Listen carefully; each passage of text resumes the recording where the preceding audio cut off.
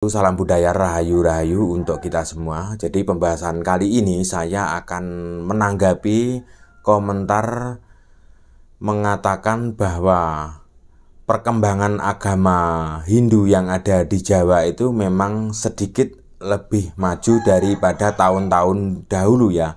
Tapi ada salah satu teman kita komentar bahwa generasi muda Hindu kok banyak yang menikah dengan orang agama lain seperti itu.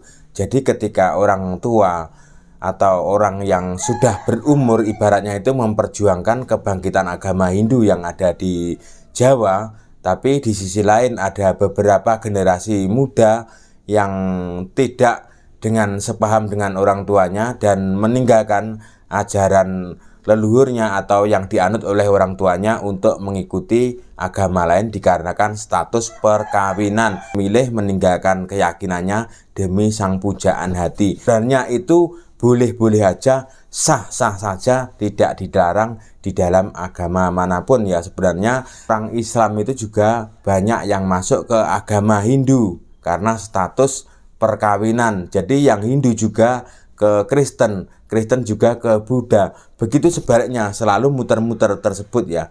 Jadi itu yang terjadi di kalangan masyarakat itu sejak zaman dulu sampai zaman sekarang. Jadi saya juga punya teman dari agama Hindu waktu dulu ya. Itu dulu kejadian dulu dan dia menemukan pujaan hatinya. Teman saya yang dari agama Hindu itu waktu dulu juga bercerita kepada saya, dia juga berpikir itu tidak spontan ketika mau melamar pujaan hatinya, tidak langsung masuk ke agama tersebut. Jadi masih berpikir-pikir sampai 1 tahun.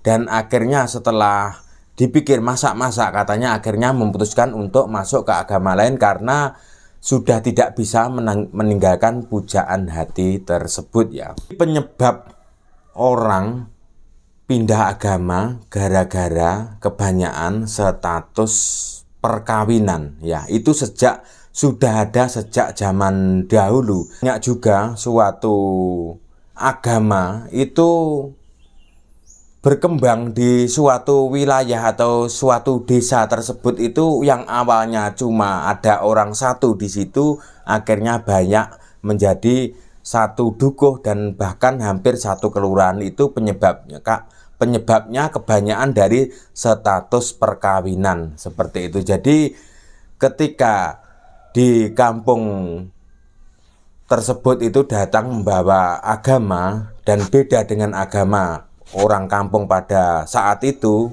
jadi akhirnya merambat tambah banyak karena status perkawinan diperkenalkan dengan penganut agama orang yang membawa ke kampung tersebut.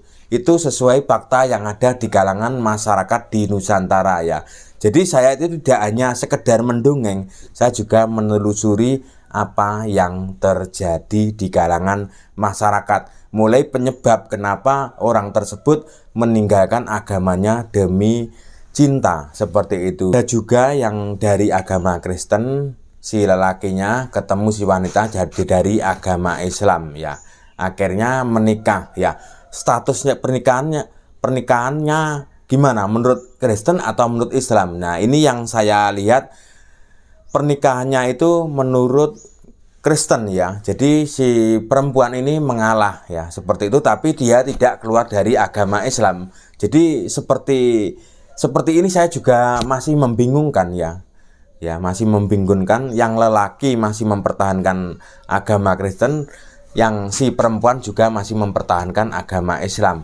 Tapi terjadi saling ada pernikahan tersebut, pernikahannya di gereja ya, seperti itu juga kejadian-kejadian nyata yang ada di Indonesia. Gimana cara mencegah supaya generasi-generasi muda yang ada di zaman sekarang itu supaya tidak meninggalkan agamanya karena status pernikahan? Orang tua itu harus menjaga keluarganya atau menjaga lingkungannya, harus menjaga pemuda di kampung tersebut atau menjaga adat, tradisi, dan budaya di lingkungannya masing-masing supaya untuk mempertahankan generasi-generasi berikutnya seperti itu ya. Jadi tujuannya itu banyak ketika satu kelompok agama tersebut itu ketika sering melakukan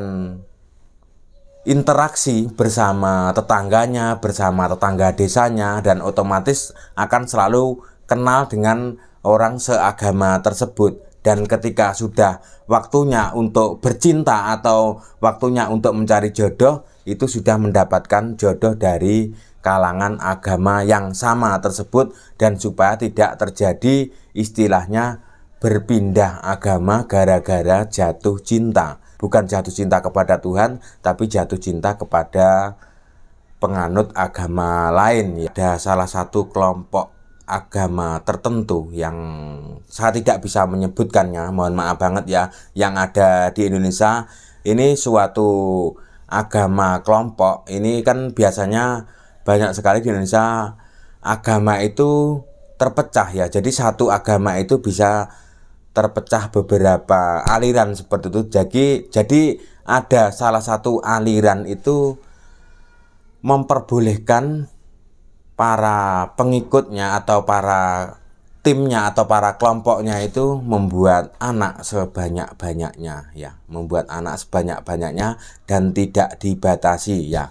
Dan gimana cara sekolahnya? Sekolahnya dimasukkan ke sekolah ke aliran tersebut ya. Jadi sampai ke 9 tahun anaknya juga 9 anak seperti itu. Jadi ibaratnya 1 tahun itu ibaratnya melahirkan 1 anak ya. Dan memang tujuannya apa ketika saya tanya seperti itu? Tujuannya supaya untuk mempertahankan trah lah istilahnya, kalau di Jawa mempertahankan supaya tidak kehilangan generasi penerus berikutnya seperti itu, dan sengaja untuk diproduksi untuk di masa yang mendatang. Ini bukan cerita karangan saya, ini ada, bener-bener ada ya sebenarnya, dan saya tidak akan membahas lebih lanjut. Kalau saya bahas lebih lanjut, lebih mendalam, nanti akan menyinggung suatu kelompok tersebut ya. Dari generasi muda tersebut itu banyak juga yang berpindah agama karena status perkawinan, dan juga ada banyak juga yang masuk ke Hindu dari agama lain karena status perkawinan ya.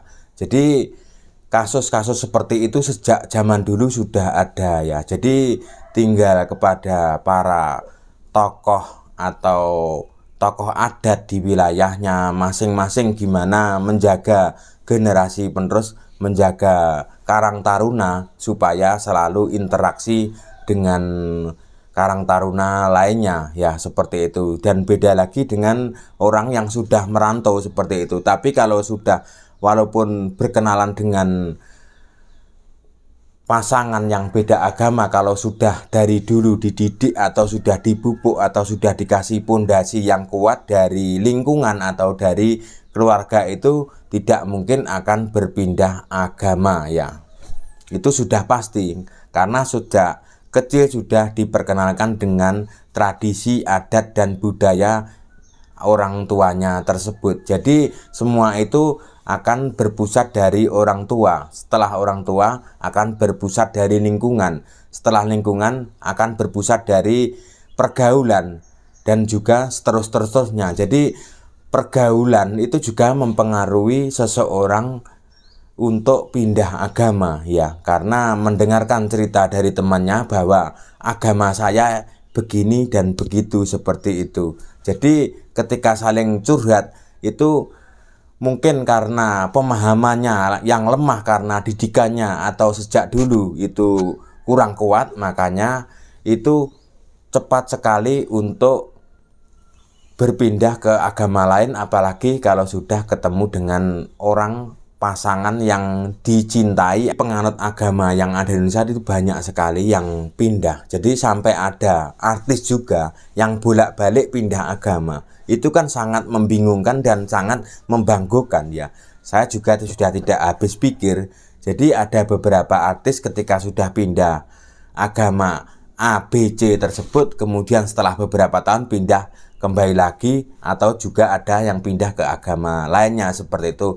Jadi penyebab orang yang berpindah-pindah agama itu karena sudah dari pondasinya ketika masih kecil itu belum kuat seperti itu, karena belum mantap atau memang kurang wawasan seperti itu. Jadi pentingnya seperti orang Jawa itu ketika bayi yang masih dalam kandungan itu masih berbentuk janin atau darah itu selalu ada upacara-upacara, ada ritual-ritual seperti itu ya.